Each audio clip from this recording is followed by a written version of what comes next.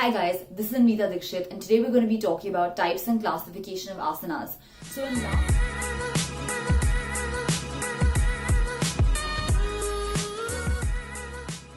So last week we understood how to do asanas and where the original concept of asanas came from 5,000 years ago. But this week we're going to be talking about the different types of asana that you can practice within your own yogic practice and how to go about it. So the ways in which asanas have been classified are a few. The first one is as per the purpose of the asana. So the three kinds of categories within that are cultural asanas, relaxative asanas, and meditative asanas. The cultural asanas usually refer to the most commonly understood asanas such as snake pose or bhujangasana, or plow pose which is halasana, or tree pose which is tadasana. And these asanas really help to establish functional harmony of the body and also to improve most of our physiological functions. So they're called physical culture postures. And then we have relaxative asanas, which is most commonly known as shavasana, and also makarasana on your prone position and posture.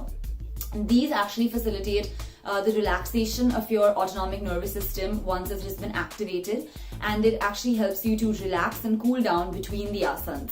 And the third type is the meditative asanas. Now these postures are designed to really help you on your spiritual journey and awaken your inner self and inner being. So the way in which they've been created is to form a really broad base using your lower body to keep your spine super erect and to just breathe and be in the present moment. It's been designed in such a way that it really keeps you from being distracted by the external environment or any kind of external stimuli.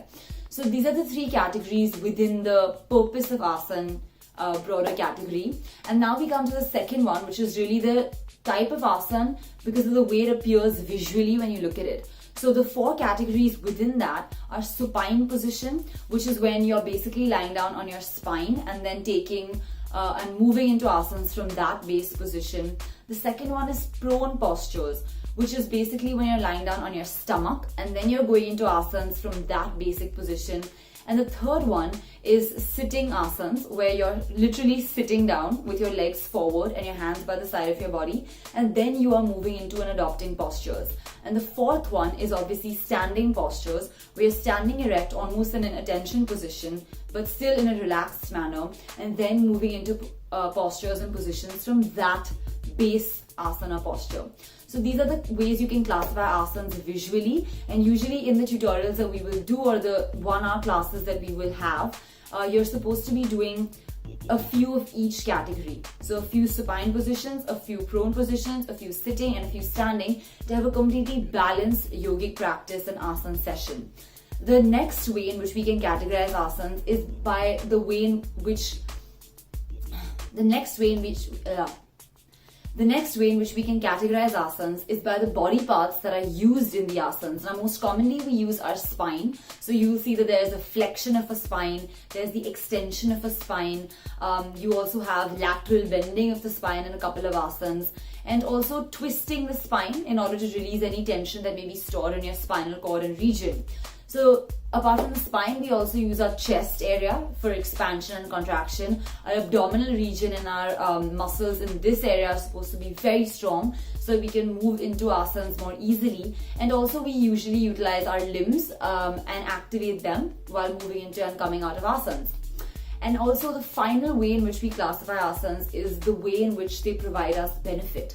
So some asanas provide you benefit by improving circulation, some might do so by improving your general coordination of body movements and your muscle groups. Some asanas also help to really do away with problems such as and specific disorders, so they have a therapeutic purpose. And on the whole, asanas are really directed towards taking you forward spiritually. So usually the way I like to describe it is when you are faced by an unknown asana. It can be compared to an unknown situation in life. And then when you're actually performing the asana and you do it calmly and with ease and you're not scared of really moving into that asana, that attitude becomes a solid behavior change and translates into your attitude in life. So the next time you have an unknown situation thrown at you or you find yourself in an uncomfortable spot, your reaction will be a calm one and not one of panic or of being scared. So that's how yoga really affects a behavioral change in your being, and you just react to things calmly and without any stress. So I hope this video has helped you to understand a further background on asanas. And next week we're going to be looking at pranayama and the types of pranayama. And then from there we'll actually go into real-time yoga video tutorials so that you can practice with me and we can learn one asana at a time and really master all of it.